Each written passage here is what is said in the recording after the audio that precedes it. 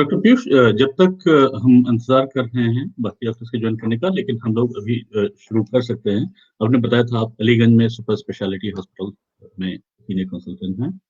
अ, अभी आजकल कोरोना का जो फेज चल रहा है, आप उसके बारे में हम लोग को कुछ इंफॉर्मेशन देना चाहेंगे? क्योंकि जो न्यूज आ रही है, इसके स्प्रेड होने के तरीके पहले के फेजेस से 2 महीने पहले जैसे ये फैला था उससे और अभी में थोड़ा बहुत चेंजेस आए हैं और अभी ज्यादा प्रिकॉशन की जरूरत है। तो अ, बिल्कुल सही कहा आपने कि ये पैंडेमिक है और जाहिर सी बात है कि फैलने का जो पैटर्न है वो अब ज़्यादा हो रहा है, बिकॉज बहुत सी चीज़ें ओपन हो गई हैं और फर्दर गवर्नमेंट अनलॉकिंग दोबारा से ला रही है कि अनलॉक 3 हो जाएगा, तो जो बाकी बची चीज़ें वो खुल रही। तो यहाँ पे हम लोगों को और as a public, as a medical person, हम लोग को सबको बहुत सावधान होने की ज़रूरत है। अगर यूपी की बात करें तो आज भी वीकेंड में लॉकडाउन था। तो यहाँ पे सबसे इम्पोर्टेंट जो एक बात है कि अगर मैं चूंकि आई स्पेशलिस्ट हूँ तो मैं उस तरीके से ही थोड़ा सा इस बात को क्या कहते हैं ले जाऊंगा। अगर आपको ज़रूरत नहीं है और आपको लगता है कि एक रूटीन चेकअप के लिए हमको रूटीन चेकअप की ज़रूरत है, तो इस समय बेहतर होगा कि अस्पताल अननेसेसरी ना जाएं, उस चीज़ को अवॉइड करें। और बहुत सारी चीज़ों में जैसे टेली कंसल्टेशन इस समय बहुत ज़्यादा हमारे यहाँ चल रहा है। और हमारा जो आईक्यू हॉस्पिटल है, जिसकी लखनऊ में करीब करीब 4 ब्रांचेज हैं, गोमती नगर, विजयनगर, राजाजीपुरम और अलीगंज। अलीगंज मेन ब्रांच है। तो हमारे हॉस्पिटल की एक आप वेबसाइट पे जा सकते हैं, उसका टेली कंसल्टेशन मॉड्यूल देख सकते हैं। तो वहाँ पे टेली कंसल्टेशन की फैसिलिटी मौजूद है कि आप घर में बैठे ही हम लोगों से कॉन्टेक्ट कनेक्ट करके वो जो आपका डे टू डे जाने का जो हॉस्पिटल था ऑब्वियसली, तो वो कम हो जाएगा। दूसरी बात यहाँ पे मास्क की बात है। मास्क बहुत इंपॉर्टेंट है। अक्सर हम देख रहे हैं कि लोग मास्क का इस्तेमाल नहीं कर रहे हैं या हॉस्पिटल में जा रहे हैं तो मास्क को नीचे करके बात कर रहे हैं। तो वो एक बहुत इंपॉर्टेंट इशू है कि हमें मास्क का इस्तेमाल ज़रूर से करना है।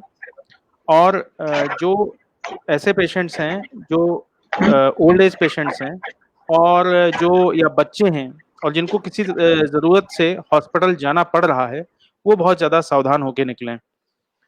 जहाँ तक आंखों का संबंध है, तो कोविड की जो एक जनरल परसेप्शन है और जो कहा जा रहा है कि फीवर है या जो सोर थ्रोट है, उसके अलावा आंखों में भी इसकी जो बीमारी का लक्षण है वो है।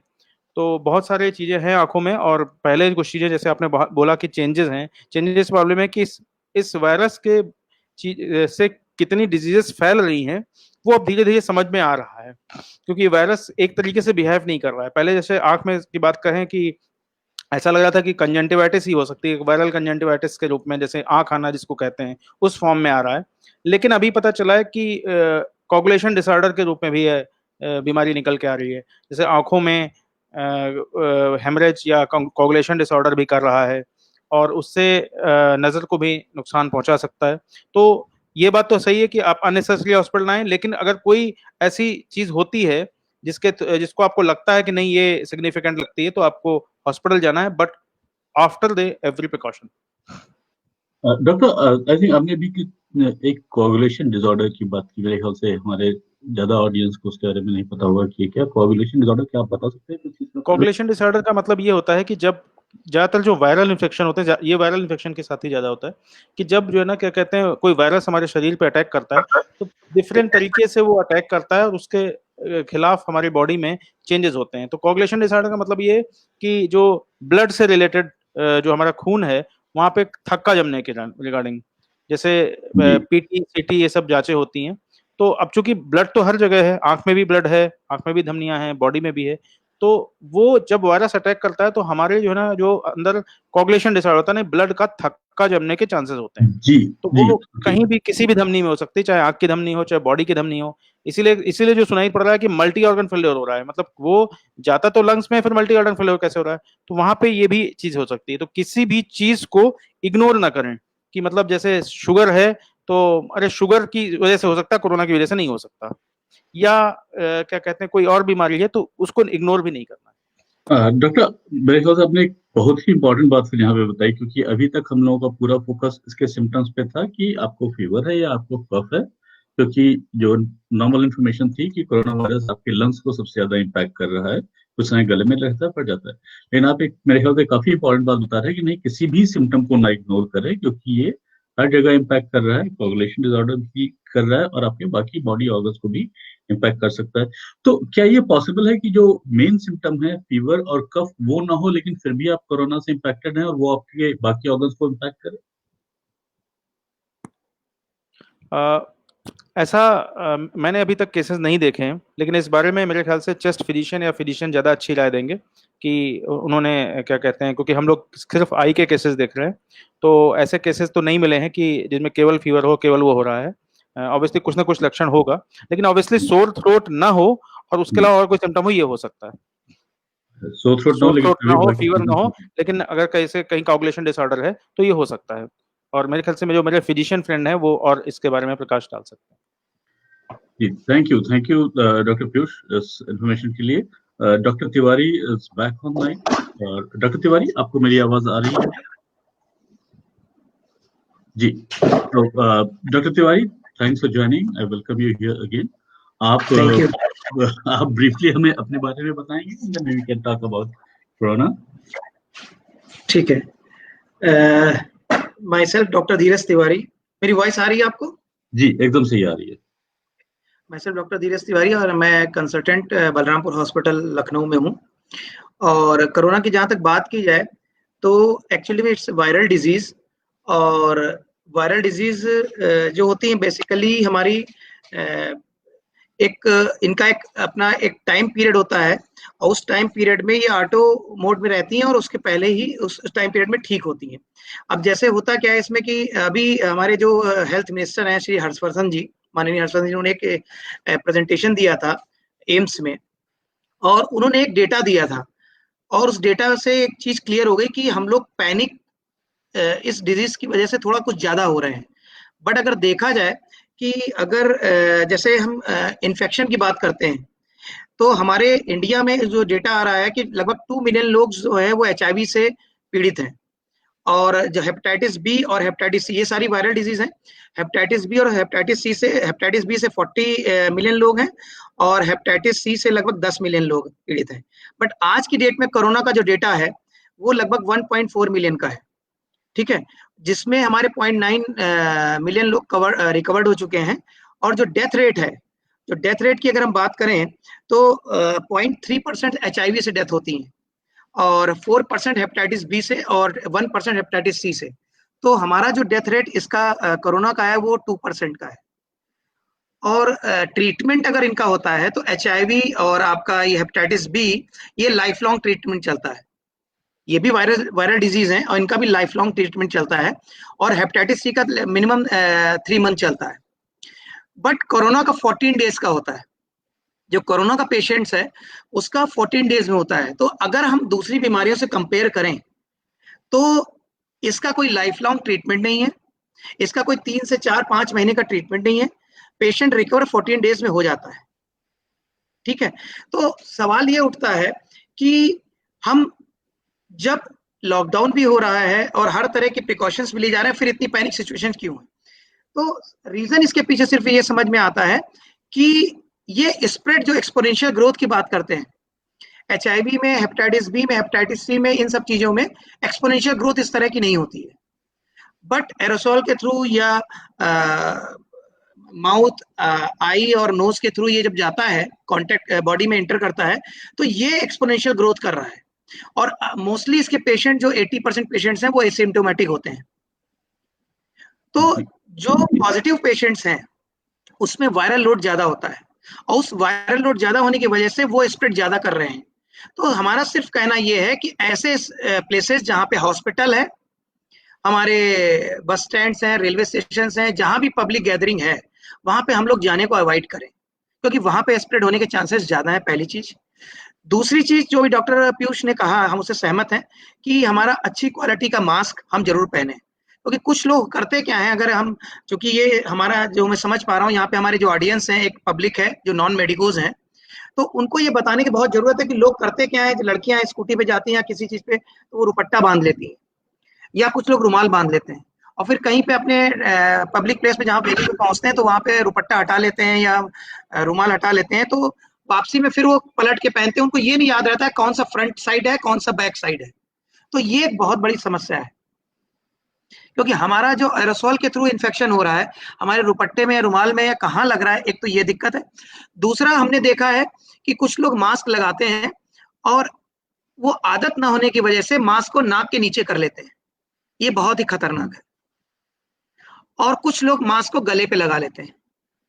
अब हमारे पास अगर इन्फेक्शन गले पे है तो अल्टीमेटली मैंने इनर सरफेस मास्क को टच किया और इनर सरफेस से मास्क ने टच किया उसको, फिर हमने उसको माउथ पे अपने लगाया, तो अल्टीमेटली मैंने डायरेक्टली कैसे भी कहें हमने उसको वायरस के इन्फेक्शन को लिया और उसके लोड के हिसाब से हमारी बॉडी के अंदर एंटर किया।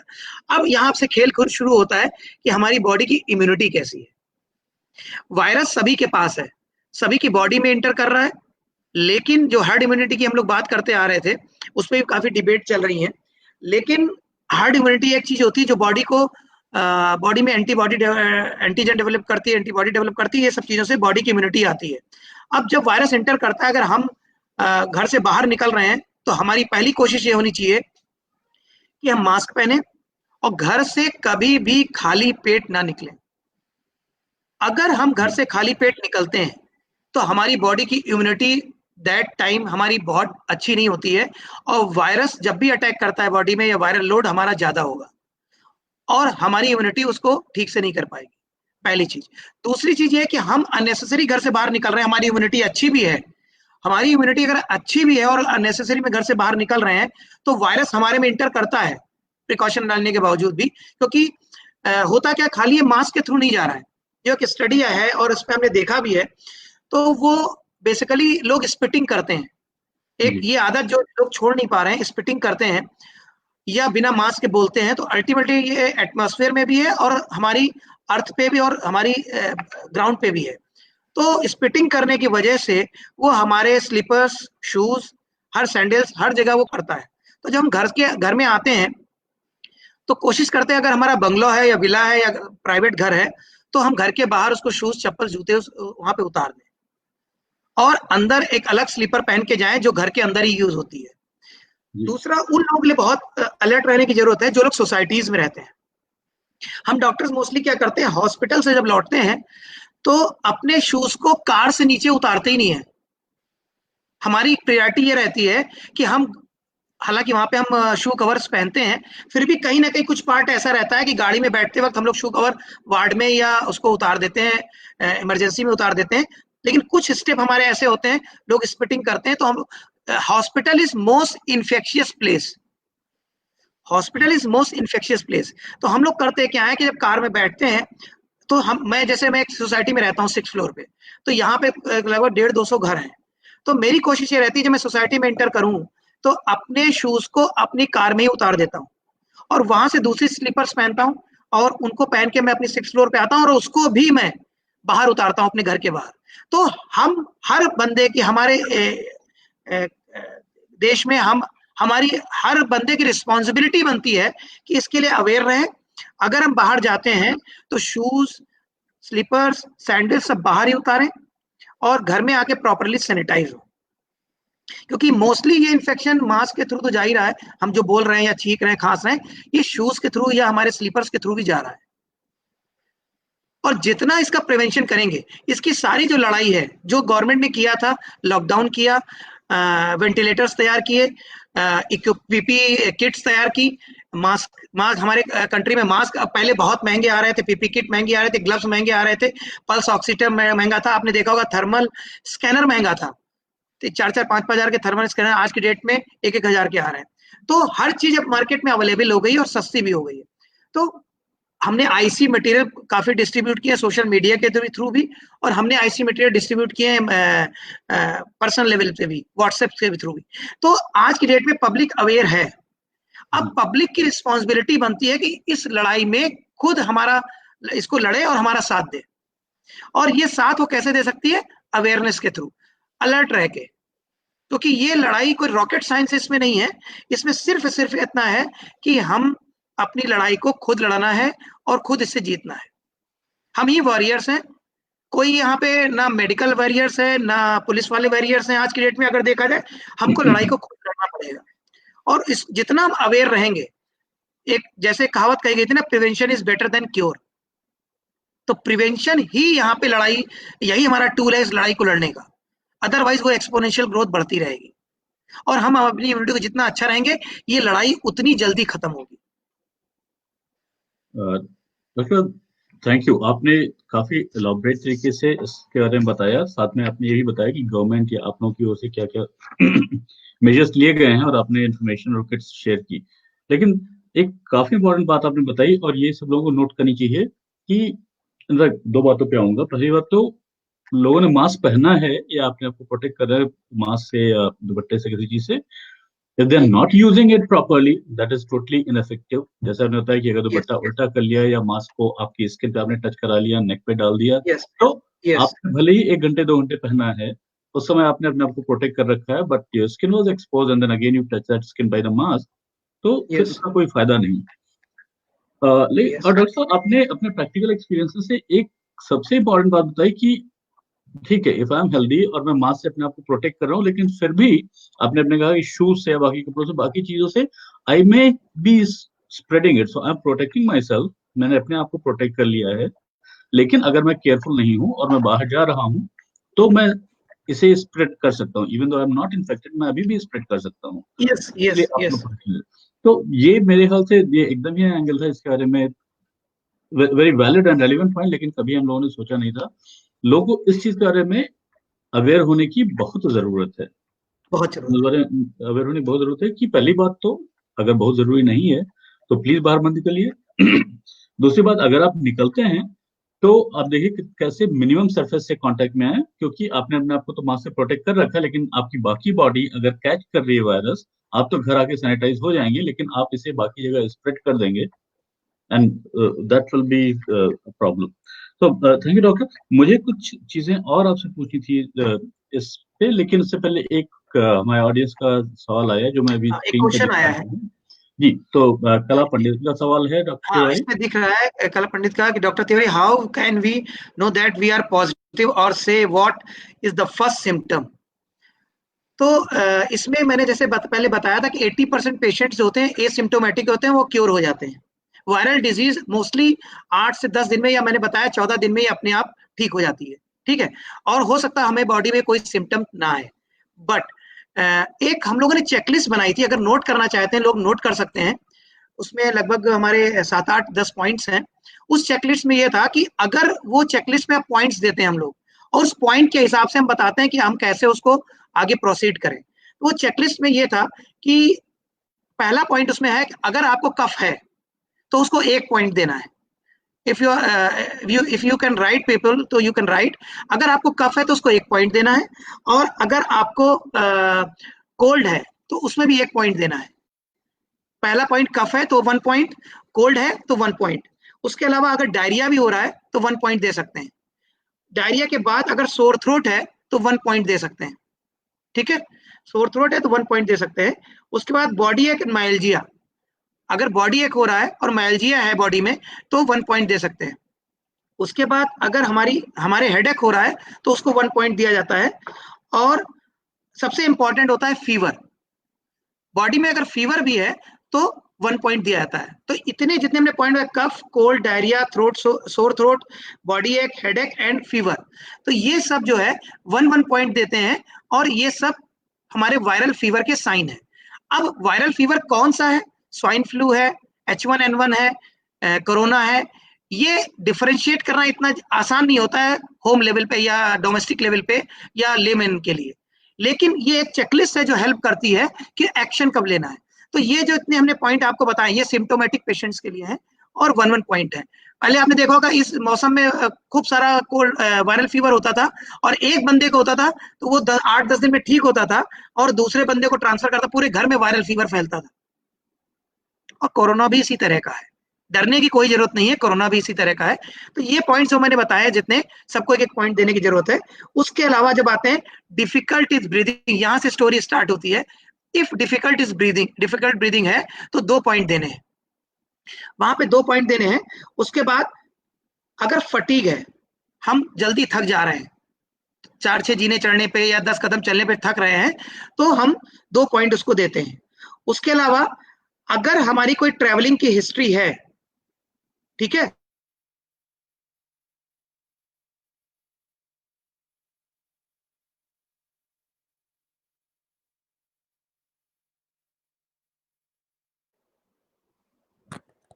डॉक्टर तिवारी जी, लगता है डॉक्टर तिवारी के एंड पे उनका स्क्रीन फ्रीज हो गई है। बिल्कुल सही डॉक्टर साहब ने कहा, मैं थोड़ा कंटिन्यू करता हूँ। तो वहाँ पे क्या है कि बेसिकली ये जैसे डॉक्टर साहब ने बताया कि कोरोना का जो है जो कोरोना कोई एक फ्लू है, जैसे नॉर्मल फ्लू होता था वैसे है, बस इसकी जो इसको पियर्स करने की, हमारे रेस्पिरेटरी सिस्टम को पियर्स करने की जो क्षमता है वो थोड़ी ज्यादा है। तो अब जैसे यहाँ पे एक क्वेश्चन आया कि क्या गर्म पानी पीने से बार बार हेल्प करता है? गर्म पानी एक्चुअली क्या है, वो अगर वायरस हमारा इधर गले में आया है तो वो थ्रोट में आया है तो गले से निकल जाएगा। तो हमारा जो गर्म पानी पीने का मतलब ये है कि वो ऑब्वियसली कोई भी इन्फेक्शन होता है गर्म पानी से ड्रेन होता है। तो ये कोई जरूरी नहीं कि गर्म पानी पी रहे हैं तो कोरोना होगा नहीं, ये कोई जरूरी नहीं है।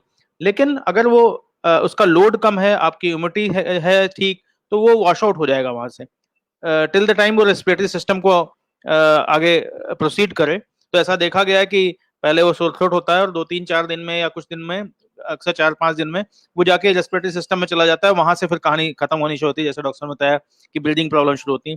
तो अगर हम वहां से ही ड्रेन कर दे उसको, वहां से ड्रेन हो जाए तो यहाँ पे क्योर है। लेकिन ये वायरस है, वायरस का कोई ठोस इलाज, जैसे वैक्सीन की बात हो रही है, ठोस इलाज या वायरस की एक कैसी परंपरा है वायरस की, वो जानना या कोई बहुत क्रिटिकल एंटीवायरल आना, क्योंकि जितनी भी वायरल डिजीज होती है उनमें एंटीवायरस उतना इफेक्टिव नहीं है जितनी एंटीबायोटिक्स बैक्टीरिया के खिलाफ इफेक्टिव है। तो यहाँ पे समझना जरूरी है कि वायरस है तो इससे सावधानी इस तरीके से बरती जा सकती है।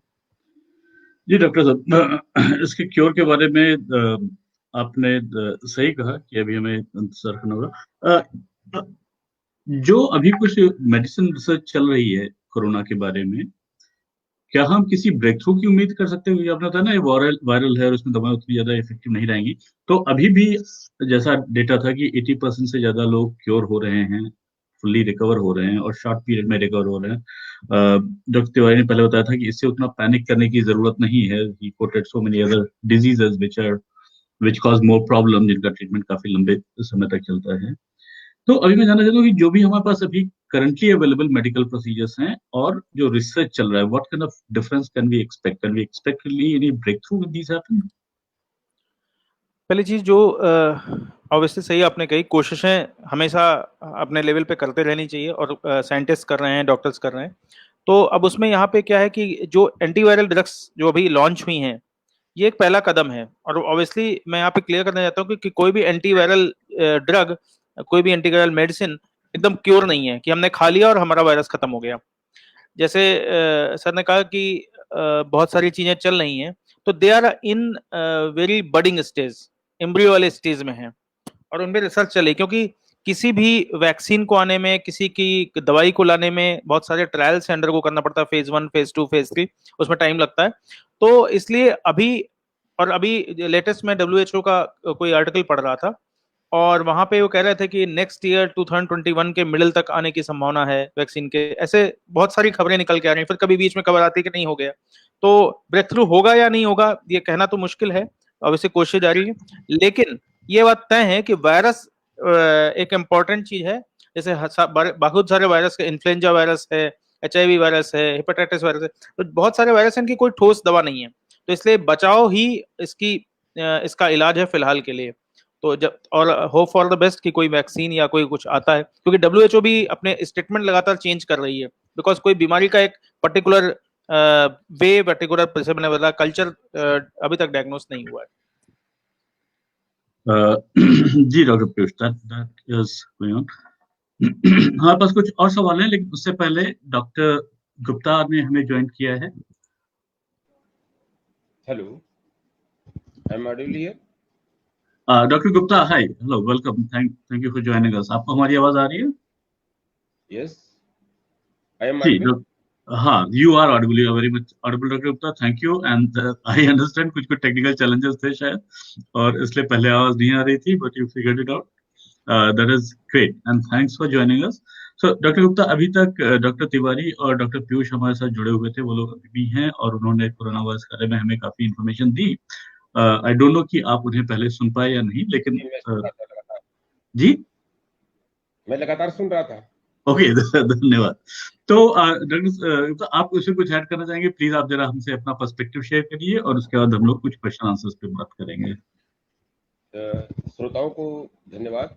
मैं ये कहना चाहूँगा कि 5S कंपोनेंट्स हैं हमारे पास, कि हम लोग 5S का ध्यान रखें। एक तो सोशल डिस्टेंसिंग है या फिजिकल डिस्टेंसिंग है, जैसा डॉक्टर साहब ने बताया 2 गज की दूरी, मास्क है जरूरी, मास्क हम पहने।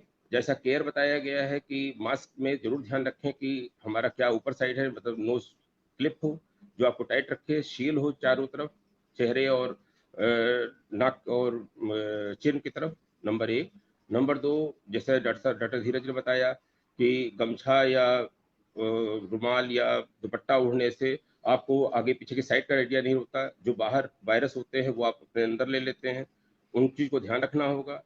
मेडिकल हो या नॉन मेडिकल पर्सन हो, सबको यूज करने का सही तरीका आना चाहिए। अगर हम बार बार मास्क के सामने वाले हिस्से को छू रहे हैं और फिर उसको बिना हैंड सैनिटाइज करके अपनी आंख, अपना मुंह सब छू रहे हैं, तो हम अपने को इन्फेक्शन ले रहे हैं, जबकि हम अपने एक सूडो प्रोटेक्शन में है कि हमने मास्क पहन रखा है।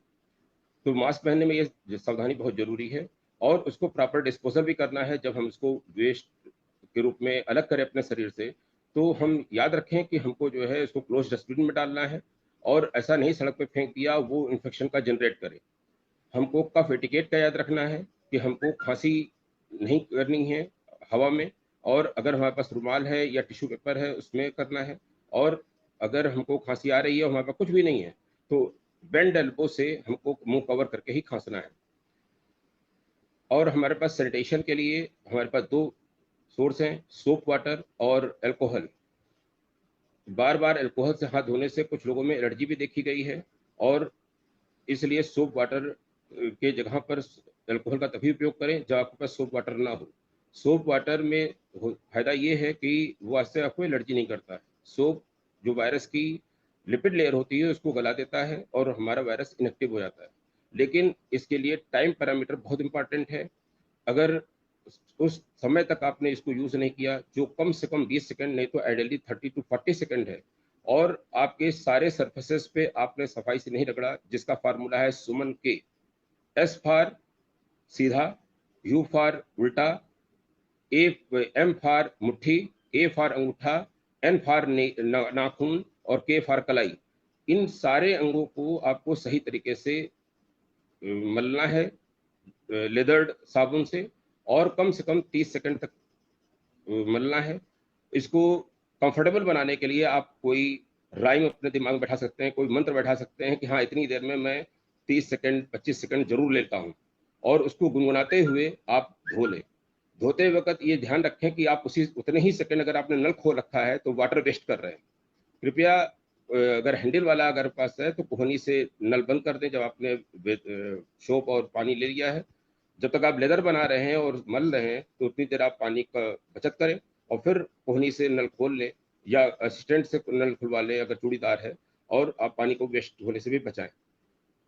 साथ में इम्यूनिटी के लिए साथियों, इम्यूनिटी कभी एक दिन में नहीं आती है। इम्यूनिटी आपकी लाइफ स्टाइल प्रोसेस, आपकी प्रॉपर नींद, आपका प्रॉपर भोजन, इन सबसे जुड़ा हुआ है। हाँ, प्रयास अगर आपने आज तक नहीं किया है हेल्दी लाइफ स्टाइल का, आपको लॉकडाउन में भी आपने उसकी प्रयास किया है और लगातार करते रहेंगे तो आपकी इम्यूनिटी अच्छी होगी। ऐसा नहीं हो सकता कि 4 दिन काढ़ा पी लिया आपकी इम्यूनिटी आ गई। हाँ, लगातार आप प्रयास करते रहें, एक्सरसाइज करते रहें, योगा करते रहें, तो आपकी जिंदगी में इम्यूनिटी बनी रहेगी और पुष्ट होती रहेगी। इम्यूनिटी भी इसी तरह से है जैसे आप अपनी बॉडी बिल्डिंग करते हैं। अगर आपने प्रयास छोड़ दिया आपकी बॉडी फिर से ढल जाएगी। अगर आप लगातार करते रहेंगे तो आप मेंटेन रहेंगे।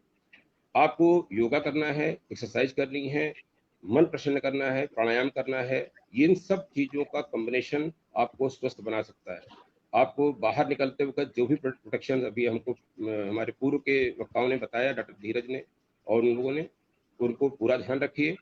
और याद रखिए कि आपकी किसी भी कष्ट के लिए राज्य में आपके हेल्पलाइन है, उनका संपर्क करिए। Over to moderator sir. Hello hello, sorry मैं खुद म्यूट पे था। Thank you doctor Gupta, thank you for this.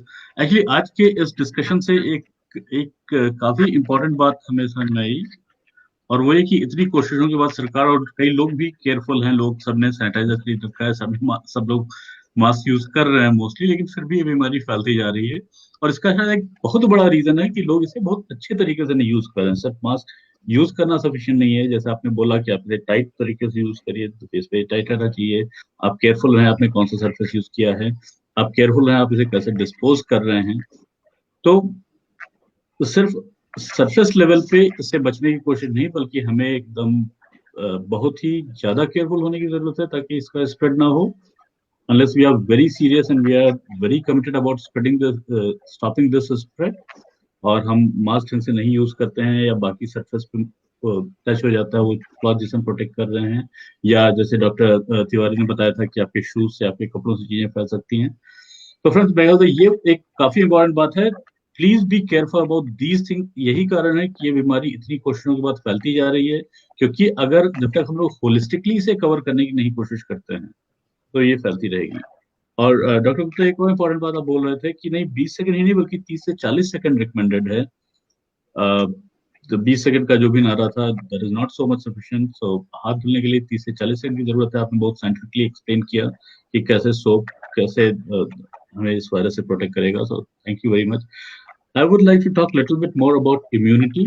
हम पहले देख लेते हैं अगर कोई और क्वेश्चन तो नहीं है। राइट जी डॉक्टर। एक चीज हमारे एक्चुअली डिस्कनेक्ट हो गया, तो वॉइस प्रॉब्लम थी।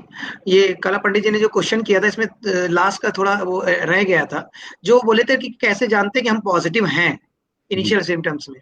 तो मैंने जो चेकलिस्ट की बात की थी जिसमें पॉइंट्स देने के लिए 1 2 3 पॉइंट्स देने के लिए, उसमें अगर हमारा टोटल 0 से 2 आता है तो एक ये हम हो सकता है हम एक स्ट्रेस में हो और उसको स्ट्रेस को रिलीव करने के लिए अपने आप को एंगेज करें। और अगर हमारा टोटल 3 से 5 आता है, ठीक है, तो कोशिश करें अपनी बॉडी को हाइड्रेट करने की। खूब सारा पानी पिए, खूब सारा पानी पिए और प्रॉपर पर्सनल हाइजीन रखें, प्रॉपर पर्सनल हाइजीन रखें और ऑब्जर्व करें और अपने आप को 1 से 2 दिन में के अंदर रिवैल्यूएट करते रहें। अगर हमारा टोटल 3 से 5 आता है और अगर हमारा टोटल 6 से 12 आता है इन सारी चेकलिस्ट के हिसाब से, तो डॉक्टर को कंसल्ट जरूर करें। फिर इग्नोर करने की जरूरत नहीं है, अवेयर रहने की जरूरत है, अलर्ट रहने की जरूरत है, पैनिक होने की जरूरत नहीं है। बट इस चेकलिस्ट के हिसाब से 0-2 पे 0 से 2 अगर पॉइंट आते हैं तो हम सिर्फ अपने आप को पैनिक है अपने आप को एंगेज करके और उस पर मॉनिटर करें, और 3 से 5 के पॉइंट तक अपनी बॉडी को हाइड्रेट करें, हाइजेनिक रखें और प्लस 2 दिन में इवेलुएट करें, 2 दिन में इवेलुएट करें। और जब 6 से 12 पॉइंट होते हैं तो हम डॉक्टर को कंसल्ट करें।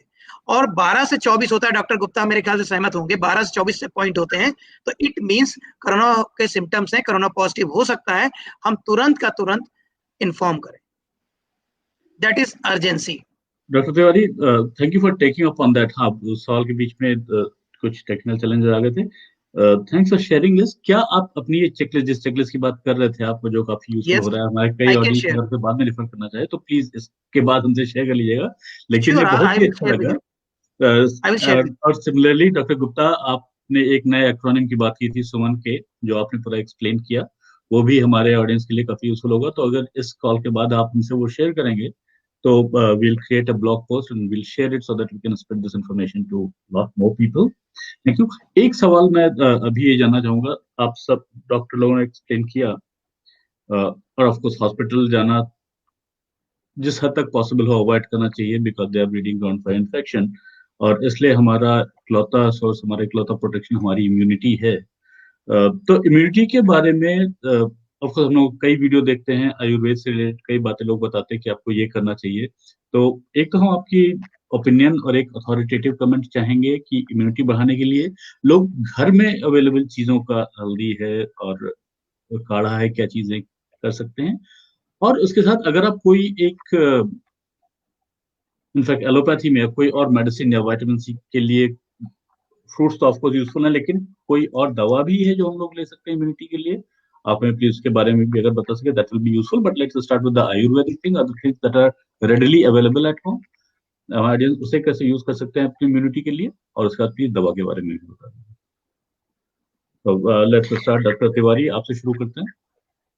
इसमें basically I am not a Ayurvedic doctor, but कुछ चीजें ऐसी होती हैं जो पुराने जमाने में हमारे पुरखों ने या बुजुर्गों ने हमको ट्रांसफर की थी, और हम लोग डिस्कस भी करते रहते हैं सारे डॉक्टर्स पैनल में भी।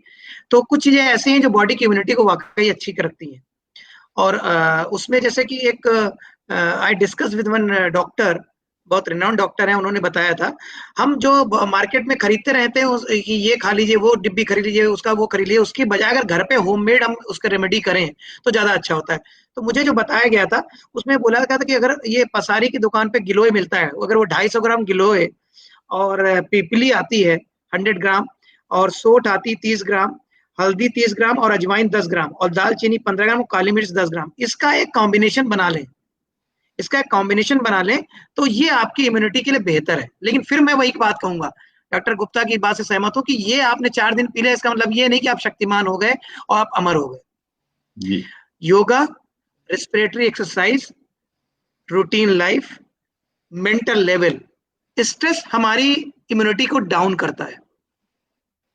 स्ट्रेस हमारा लेवल कैसा है, हमने फिर वही कहा कि इस बीमारी से पैनिक होकर नहीं लड़ना है, अलर्ट होकर लड़ना है। तो ये सब चीजें मैटर करती हैं। फिर और एक चीज मैंने और बोली थी, घर से खाली पेट ना निकलना,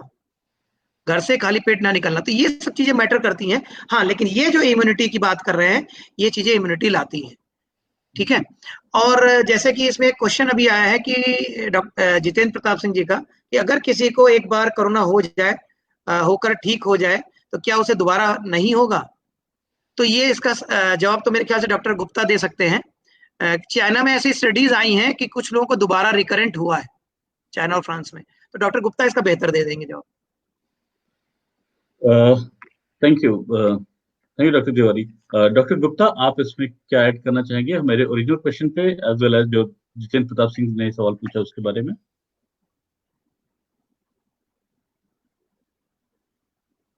डॉक्टर गुप्ता, आप शायद म्यूट हैं।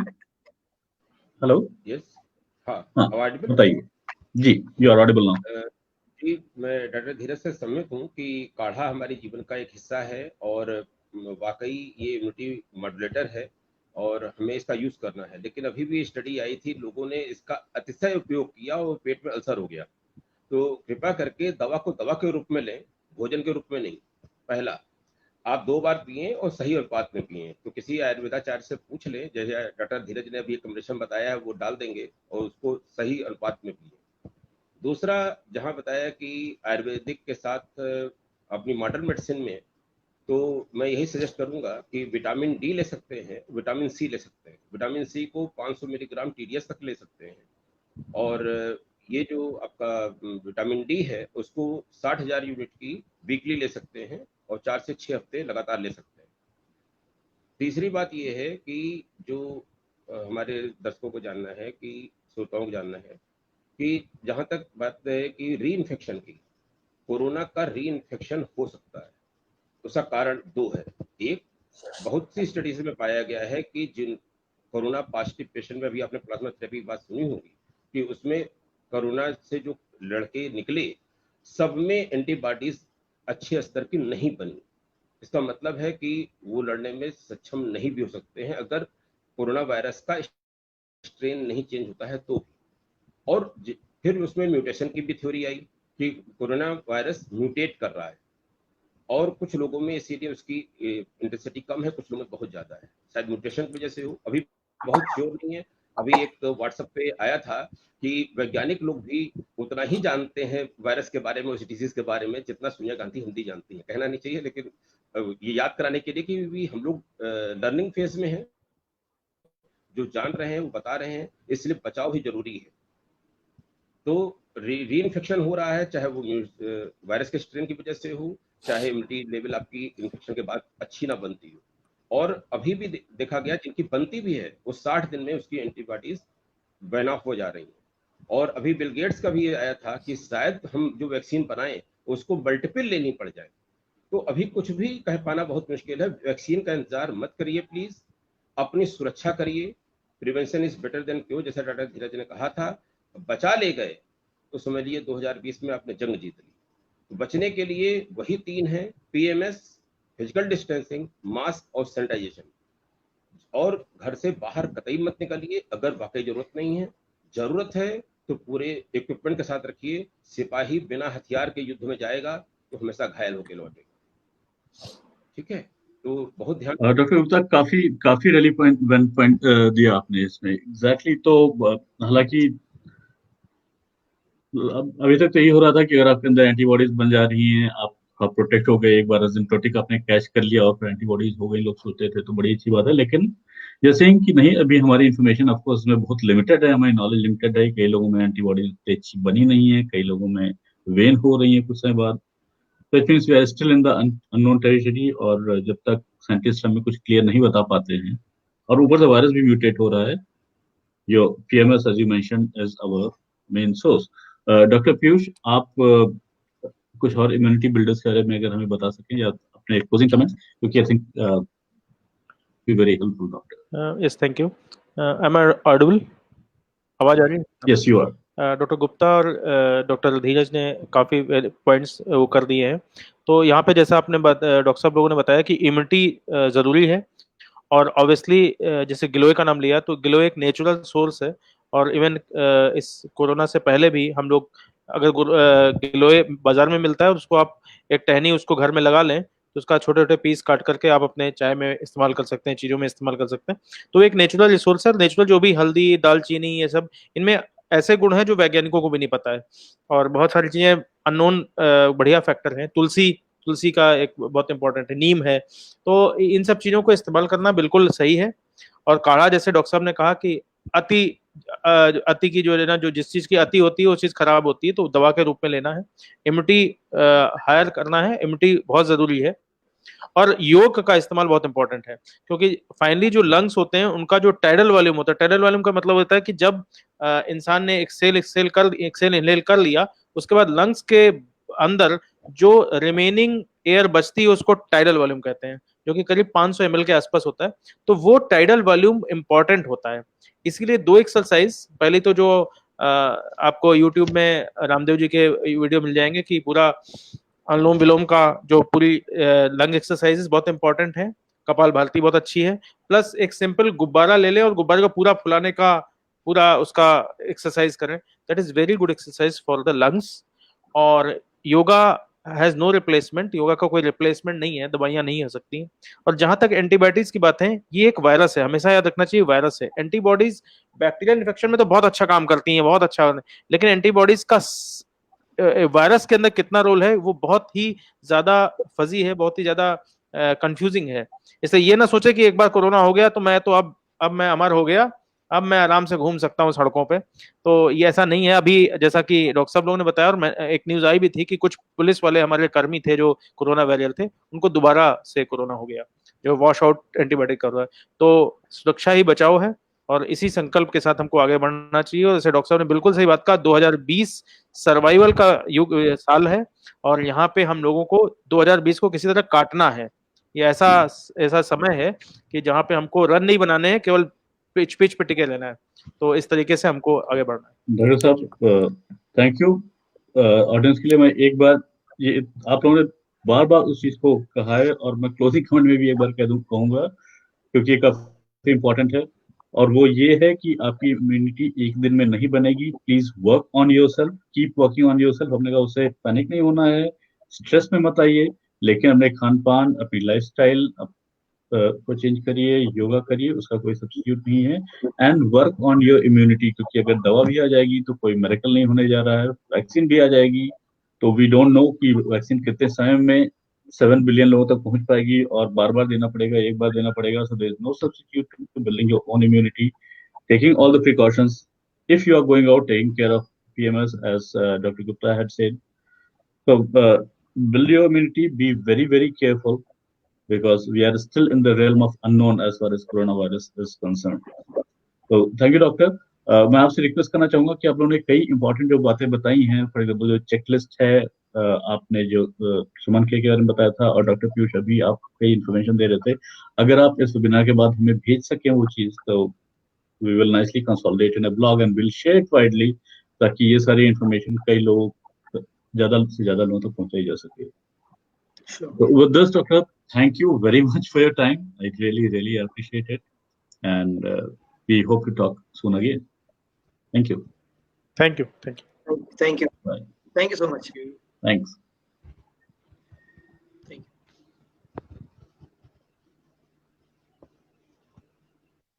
Everyone, at least I found the session very informative for myself. कई नई बातें पता चली. एक important चीज थी कि जो आप precautions ले रहे हैं वो भी kind of आधे अधूरे ले रहे हैं. ढंग से मास्क यूज करिए. Be careful, you may be spreading it through your shoes and through your clothes.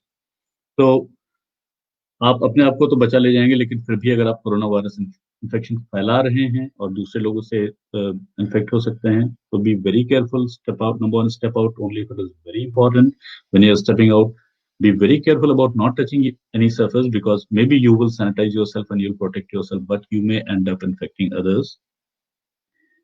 The thing is prevention, or your immunity is your only protection. So take care of building your immunity. It will not happen overnight. No medicine is going to help you. So consistently, persistently work on your immunity. Do yoga if possible. Take these immunity builder medicines and herbs, etc. the way you can, but don't overdo it. Don't overdo it. दवा को दवा की तरह लें. But take care of yourself. Stay home. Stay healthy. Stay protected. Thanks for joining us.